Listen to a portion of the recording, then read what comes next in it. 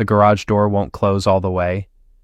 It's been like that for 3 years, hanging 4 inches off the concrete, and you keep meaning to call someone, but the someone costs $200, and the gap doesn't let in anything worse than a draft.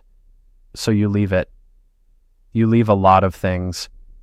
Your neighbor Greg pulls into his driveway in the leased Tahoe and glances at your car the way people glance at roadkill, quick, then away, then a little embarrassed for having looked. You lift a hand. He lifts one back. He thinks he knows exactly how much money you have. He is off by a number that would make his stomach drop.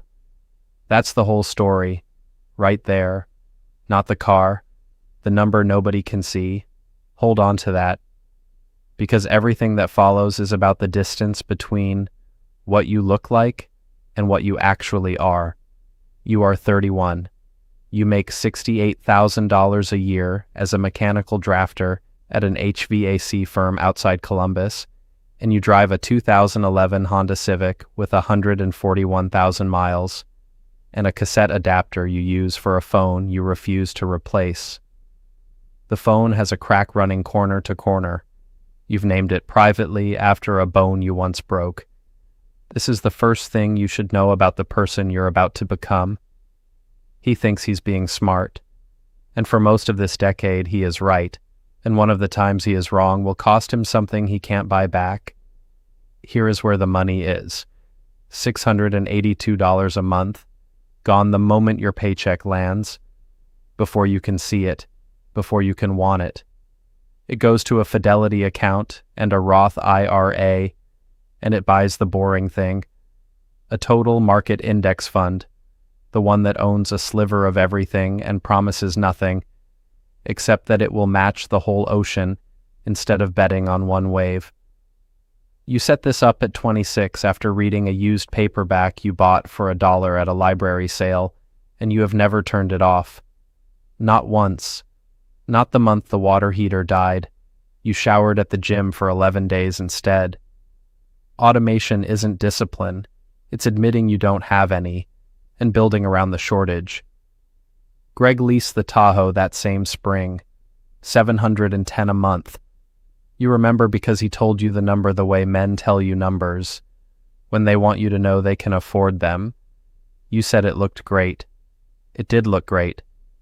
Pay attention to what actually happens here, because this is the whole engine and almost nobody sees it running. The average new car payment in America right now sits around $770 a month. A used one runs closer to $530. Call the gap $240, the price of simply choosing older. Feed that gap into the market at the long-run average, roughly 10% a year, and in 10 years the gap alone becomes something near $49,000. Not the car, the difference between two cars, the money you'd never have named, never have missed, gone invisible into an account you don't check. You don't check it. That's not discipline. That's a trick you play on yourself. The account has no app on your cracked phone. To see it, you have to sit at the desktop, and by making it annoying, you made it safe. The ridicule phase lasts about 2 years, and it is worse than you expected because it is so gentle. Nobody mocks you. That would be easy. Instead, your sister asks at Thanksgiving, in front of your mother, whether you're doing okay, money-wise. And there's a softness in it, a mercy, and you realize she has decided you are the one who didn't make it. You say you're fine. She squeezes your arm. You eat the pie. You do not tell her that fine is a word doing the heaviest lifting of its life, because the second you say a number out loud, you become a different kind of person at that table, and you're not ready, and maybe you never will be. There is a specific silence that lives in the gap between what you make and what your family thinks you make. You have gotten very good at living inside it. And then there's Kevin. Kevin started the same year you did, same firm, same salary, desk across the aisle. Kevin believed, and this is not stupid, hold that thought, that you should enjoy your money while you're young enough to enjoy it. He bought the charger, financed the watch, took the girl to Cabo and put it on the card with the airline miles because at least the miles were free. Kevin made you feel, some mornings, like a coward, like a man saving for a life he was too scared to live. You'd watch him leave for lunch and sit there with your sad Tupperware and think, he's doing it right and I'm just afraid. Some of that was true. Keep it. Don't let the rest of this let you off the hook for it. You're 3, 4, nothing. This is the part they never tell you, the part that breaks most people. Nothing visible happens. The account climbs but slowly, and slow feels like stalled, and you start to wonder if you're a fool hoarding pennies while Kevin is in Cabo learning to surf badly and laughing about it. Here's what I need you to understand before you quit, because this is exactly where almost everyone quits. The line isn't a ramp, it's a hockey stick. Compounding means your money makes money, and then that new money makes its own money. And then the third layer, the money your money's money made, starts pulling its own weight. And somewhere in there, the growth stops being about what you put in and starts being about what you already have. Years 1 through 5 feel like pushing a boulder that won't move. Then the last 3 years produce more than the first 7 combined. The people who quit almost always quit right before the part where it starts to matter. So you keep pushing. You upgrade the phone finally. Refurbished. $90. Still not new. It feels like Christmas. This is a man whose entire dopamine economy now runs on saving $14 by canceling a subscription he forgot he had. You cancel it. You feel genuinely proud. Kevin would not understand this, and you're beginning not to care. Year 5 is when the ground shifts, and it shifts under him, not you. Kevin gets a girl pregnant, then married, in that order, and both are good news and both cost money he was already spending. The charger gets traded for something with doors that open the right way and a payment that doesn't. And here is the concept nobody put on a poster for him. The difference between an asset and a liability is not what a thing is worth. It's which direction the money flows. And here's the cruelest part, the part he can't feel happening. Kevin is compounding too. He's just standing on the wrong side of the machine. Credit card APRs right now sit around 23, 24%. Read that number again, slowly. The same force building your gravity is eating him alive at a rate the market can't legally match on the way up. It doesn't feel like a crisis to him. It feels like a minimum payment. $50 a month that never lowers the balance because at that rate most of it is just rent on money he already spent. He's paying to have already had fun. The fun is over. The invoice is forever. His house should have been an asset. But he bought at the top of what the bank would approve, not the top of what he could carry.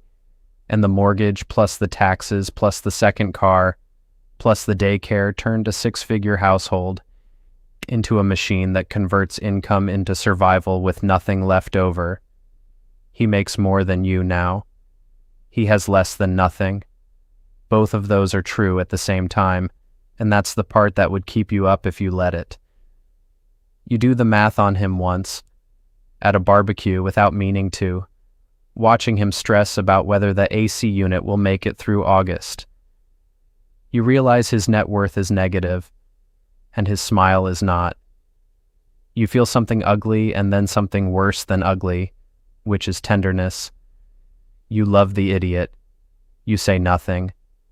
The average American now carries around $7,700 in credit card debt, and the country as a whole is holding something past 1.2 trillion of it at interest rates that would be illegal if a person on a corner charged them. Kevin is a statistic and a father and your friend, and none of those cancel out the others. By October of year 7, everything is different, and it happens the way real change happens, which is that you look up one day, and it has already occurred. You sit at the desktop for the annual ritual. You check the number once a year. on your birthday, like a man visiting a grave he's happy about, and the total has crossed $140,000. You read it 3 times. You refresh it, which does nothing. The number does not change. The number is not going to perform for you. You just sit there in the blue light with your hand over your mouth. You still refresh your checking the old way too. Some habits are older than the wealth. You will do this at 80. The hoping is baked in now. The reckoning isn't the number though. The number is just the score. The reckoning is standing in a hardware store in year 8, buying a part to fix the garage door yourself. You finally did learn. And getting a call that your father's heart did a thing hearts aren't supposed to do. And you drive to the hospital in the Civic doing 80 with the cassette adapter buzzing. And you sit in a waiting room and you understand for the first time what the money was ever for. It was never for looking like anything. It was so that when your mother says, "We might have to think about a facility," you can say, "No, we won't have to think about that," and mean it, and it be true. You spend $40,000 over the next 2 years on your father, and you do not feel the floor move under you. And that, the not feeling, is the whole thing. That is what a decade of looking broke actually buys. Not a car, a floor that holds. Here is what it costs you, and I need you to sit in this one because the account balance is the easy part. You looked broke so well, so completely, for so long, that the people you love organized their picture of you around it. Your sister stopped inviting you to certain things, the group trips, the nice dinners, not out of cruelty but out of care, because she assumed you couldn't, and she never asked, and you never corrected her because correcting her meant the number conversation, and you kept choosing the silence over the trip. 10 years of small excludings, 10 years of being loved as a lesser version of yourself by people who would have been so proud if you'd just let them see. You saved a fortune and spent a decade being pitied by your own family. And you allowed it because allowing it was cheaper and easier. And you told yourself it didn't matter. It mattered. You can't get those dinners back. The money will still be there when you're 70. The version of your sister who didn't yet think of you as the one who struggled. She's gone, and you helped her leave. I want you to disagree with some of that discipline. I do. Some of it was wisdom, and some of it was fear wearing wisdom's coat, and even now, on the other side, you can't fully tell which parts were which. Was that worth it? You ask yourself this in the hospital parking lot, engine off, and you genuinely do not know. Life on the other side has a texture you didn't predict. It's quiet, almost boring. You still drive a Honda, a newer one now, bought used, cash, because the strategy became a personality, and the personality became peace. Kevin refinanced twice and is climbing out, slowly, and last spring he asked you, awkward, looking at his shoes, how you did it, and you told him all of it.